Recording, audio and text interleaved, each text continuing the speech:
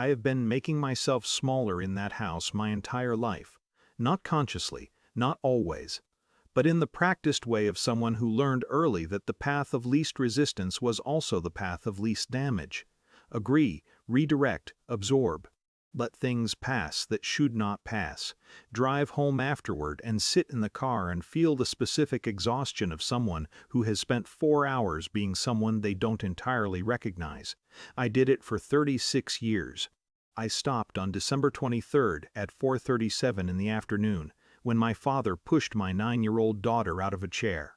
Lily had picked her seat the way children pick seats, without strategy, without awareness of hierarchy, simply because it was close to the window and she liked to watch the snow.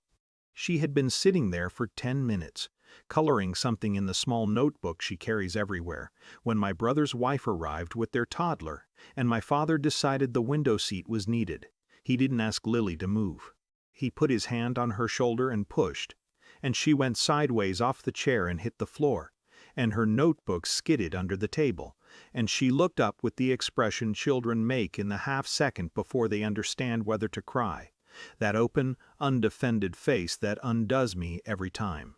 "That seat is for my real grandkid," my father said, not quietly, "Get out." The room had 11 people in it, not one of them spoke. My mother had her wine glass halfway to her mouth. My brother was looking at the table. My aunt, who had driven 4 hours for this dinner, was suddenly very interested in the centerpiece. I looked at my daughter on the floor. I have thought about this moment many times in the weeks since, trying to locate exactly what happened inside me. It wasn't rage. Rage is hot, and I was very cold.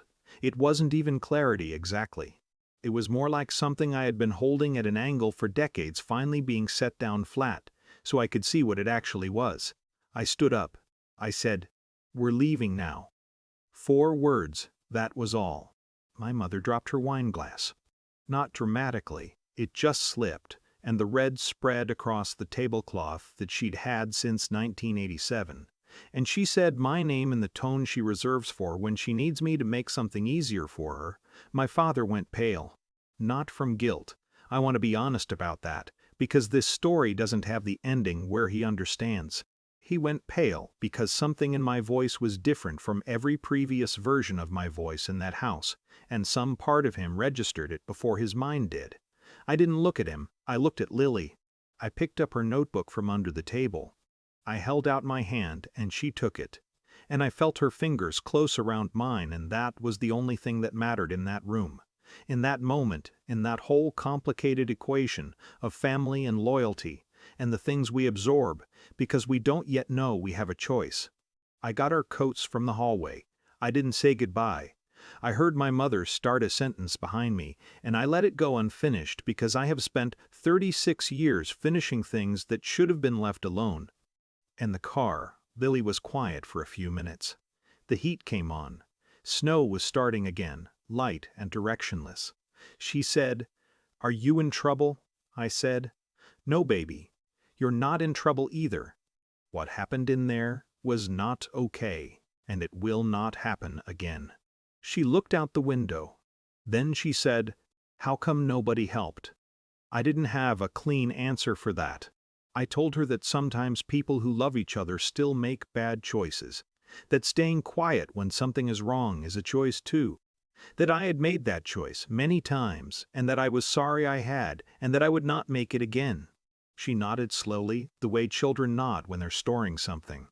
My father has not called. My mother has called 4 times. I have let her say what she needs to say, and I have said each time that Lily comes first, that this is not negotiable, that I love her and I am not disappearing, but I am also not returning to a table where my daughter can be pushed to the floor in front of 11 silent adults. I don't feel victorious. I feel something quieter and more durable than that.